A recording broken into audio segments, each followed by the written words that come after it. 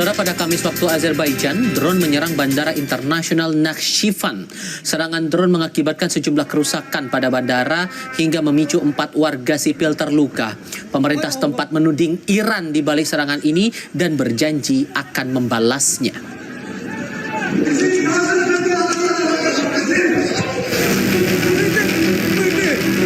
Ledakan terjadi di Bandara Internasional Nakhchivan di Azerbaijan akibat serangan drone pada hari Kamis waktu setempat. Serangan terjadi 2 kali, yang kedua mengenai lokasi dekat sekolah. Pemerintah Azerbaijan menuduh Iran berada di balik serangan keji ini. Presiden Azerbaijan mengecam serangan dan telah memerintahkan militernya untuk melaksanakan langkah balasan.